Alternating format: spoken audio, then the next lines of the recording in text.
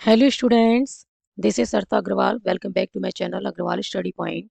आज हम इस वीडियो में सॉल्व कर रहे हैं बीटेक पीवाईक्यू, जो कि चैप्टर 5 कॉन्टिन्यूटी एंड डिफरेंशिएबिलिटी से रिलेटेड है। और ये क्वेश्चन बेटा सीबीएसई बोर्ड एग्जाम 2024 में 3 मार्क्स में आया हुआ है। क्वेश्चन में हमें क्या गिवन है, if x equals to e to the power cos 3t and y equals to e to the power sin 3t, then prove that dy upon dx equals to minus y log x divided by x log y। Clear है? हमें क्या given है बेटा, x equals to e to the power cos 3t and y equals to e raise to the power sin 3t।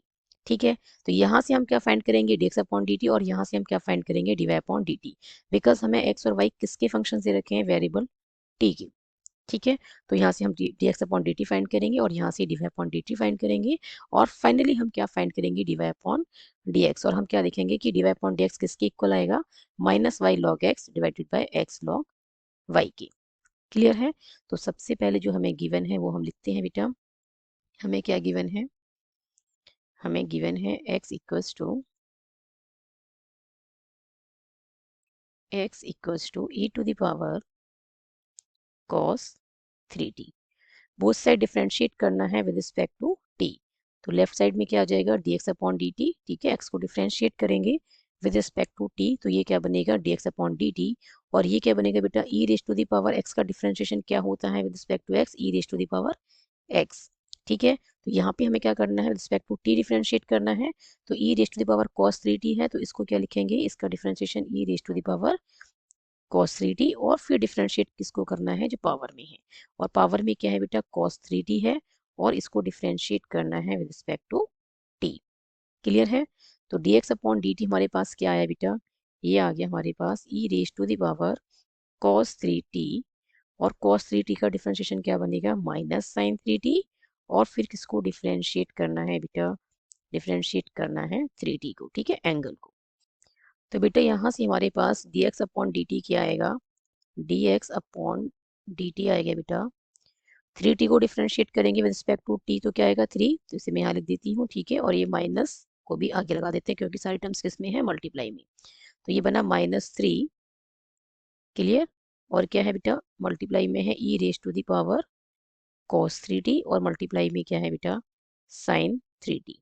Clear है? ये हमारे पास क्या आ गया, dx अपॉन dt। अब हमारे पास हमें क्या गिवन है, अब बेटा हमें गिवन है y। और हमें क्या गिवन है, हमें गिवन है बेटा y equals to e raise to the power sin 3t। ठीक है, डिफरेंशिएट करना है इसे both side.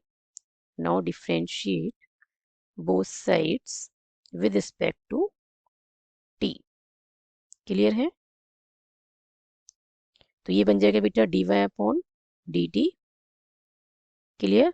e raise to the power sin 3t को डिफरेंशिएट करेंगे विद रिस्पेक्ट टू t, तो ये बनेगा e raise to the power sin 3t। और फिर किसको डिफरेंशिएट करना है, sin 3t को, और with respect to t differentiate करना है। क्लियर? तो यहाँ से बेटा dy अपॉन dt क्या बनेगा, e raise to the power sin 3t।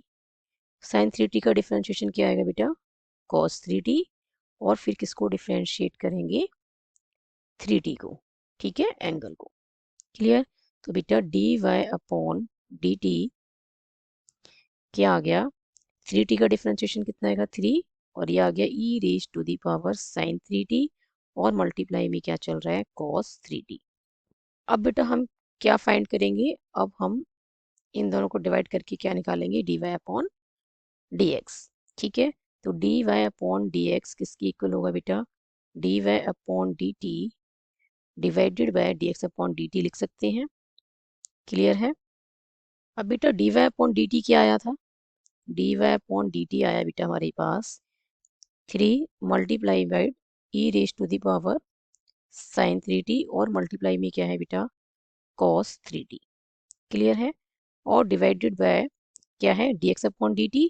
तो dx अपॉन dt हमारे पास क्या आया था बेटा, -3 e raise to the power cos 3t, e raise to the power cos 3t, और फिर मल्टीप्लाई में क्या है, sin 3t। क्लियर? 3 से 3 कैंसिल हो जाएगा बेटा। क्लियर है? तो dy अपॉन dx हमारे पास क्या आएगा, minus e raise to the power sin 3t को हम क्या लिख सकते हैं बेटा, y लिख सकते हैं। ओके, और cos 3t को हम क्या लिख सकते हैं, ये देखो यहाँ पे बोथ साइड हम log लें, ठीक है, बोथ साइड log लेंगे तो ये बन जाएगा log x और ये क्या बन जाएगा cos 3t multiplied by log e, ठीक है। log m to the power n क्या होता है बेटा, ये होता है n log m, क्लियर।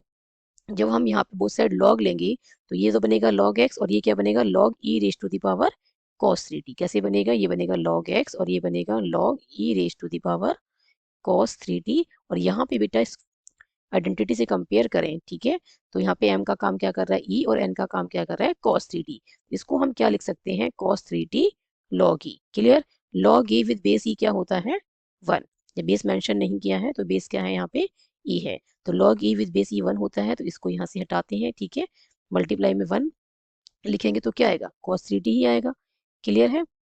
अब हमने क्या करना है बेटा, अब हमने इसको cos 3t को क्या लिखना है log x, ठीक है, cos 3t को हम क्या लिखेंगे log x लिखेंगे, ओके। तो यहाँ पे जो cos 3t है इसको हम लिखेंगे log x, okay. Now divided by e raise to the power cos 3t हमें क्या गिवन है x गिवन है, तो इसको हम लिखते हैं x और sin 3t, तो यहाँ से sin 3t क्या बनेगा log y, क्लियर है। बोथ साइड हम log लें तो ये बनेगा log y और ये बनेगा log e raise to the power sin 3t, और फिर वही फार्मूला हम यूज करेंगे log m to the power n का, इसको हम लिखेंगे sin 3t और log e, क्लियर है। log e 1 हो जाएगा तो ये बनेगा log y equals to sin 3t, clear. तो sin 3t को हम क्या लिख सकते हैं बेटा, इसको हम लिख सकते हैं log y, क्लियर है। तो dy अपॉन dx किसके इक्वल आया है माइनस y log x और divided by x log y, यही हमें प्रूव करना था, ठीक है। So hence prove.